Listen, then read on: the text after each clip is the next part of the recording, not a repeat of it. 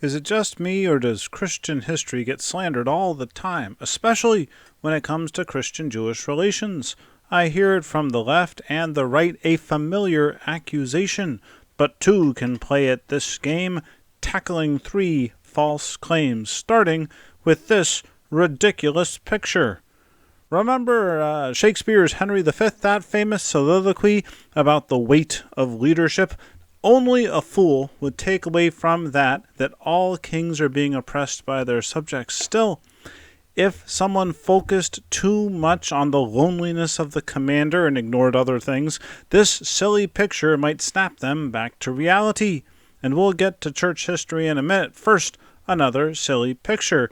Silly, maybe a little offensive. Teasing feminists isn't what I'm trying to do here, but if anyone said that all men oppress all women all the time, no one really says that, but if anyone did, this silly picture might be useful. But those aren't real arguments, of course. They're straw men. There's something more interesting to be said about the human condition, or about how gender roles reproduce harmful power relations, a sinister force that harms both or all the different parties involved, or something.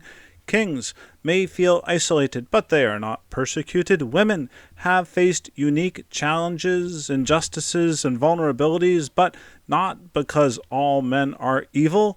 Yet that same formula is repeated in the claim that Jews were oppressed in Christendom. And some were. Of course some were, as were Vandals, Saxons, and Albigensians, and women. Here's my point. The same people who would balk at this statement will take this one as painfully undeniable and a demand for restitution. Neither one is completely untrue, just truly incomplete. And that's where the silly pictures come in, and why we might need some more. For claim number one, the Church Fathers were anti-Semitic. Roman persecution was a fact.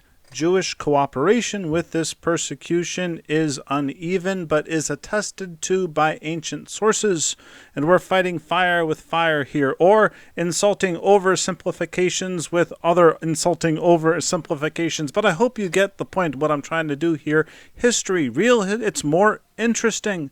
And the Church Fathers weren't hateful bigots. That's the clear implication, however, when we read, as we often do, that their doctrine set the church on a dangerous and catastrophic path or something. It's an accusation that I've heard from different sources, from atheist philosophers, from Jewish historians, from Protestant Bible believers, even from Catholic social reformers. Sources that don't really agree on much, really anything except their contempt for the Church Fathers. And I hate to interrupt their party, but those are my fathers. They're saints and doctors, and I want to stick up for them with a silly picture. And of course, the Romans also fought and killed Jewish people in the ancient world, and not every church father was martyred, and not every persecution had Jewish support, but some were, and some did. Another claim, this one might sound more familiar, that Jews in Christendom were not allowed to own or farm land. But they did. Jews did own very large tracts of land at various different times in different locations throughout the continent. The laws that made that ownership less profitable they started in the 5th century when Christian emperors outlawed the Jewish ownership of Christian slaves. Christian masters would be under the same bishop as their slaves, the same moral law expounded by Augustine and St. Paul.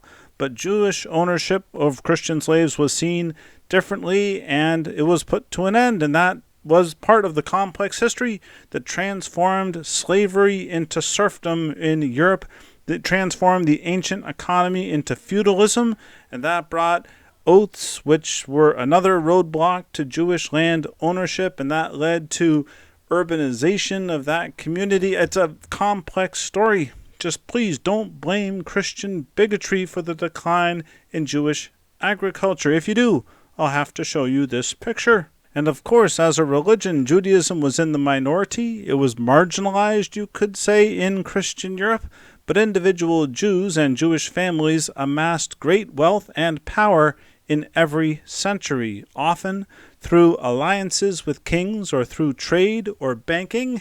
Which brings us to the third claim, that bigotry was behind the expulsions. Expulsions did happen, innocent people suffered, but the cause wasn't simply racism. It's a story, again, that's much more interesting and more complex. Oftentimes, a Christian prince would allow the Jewish community to engage in usury, to gain wealth and make credit available for the prince and his wars. But that community would never be secure, because the prince could then expel them and transfer the debts over to himself. Hatchet men. The Jewish moneylenders here were used as hatchet men, used and then discarded brutally. But for a time at least, they were also somewhat willing participants in a scheme that defrauded peasants of their labor. So yes, there is blame to go around. Blame the princes and their greed, or blame those people who started the wars that led to the slave populations in the first place, or blame the pagan Roman emperors who insisted on being worshipped as gods. Just please don't tell me to blame these peasants or blame their religion. That's not fair. It's not fair. It's like blaming these Welsh miners for the crimes of some admiral just because they're both British. You can't blame the miners here. So that's it. We're trying to debunk some slander, and that's one thing. Trying to understand where it comes from, that's another thing. Why? The conspiracy to make us ashamed, or at least suspicious, of our own past. I'm not sure where it comes from, but maybe a silly picture or two can help snap us back to reality. And that's important, because the whole truth is something that we are owed, and the whole truth is something we owe to the past, and the truth will set us free.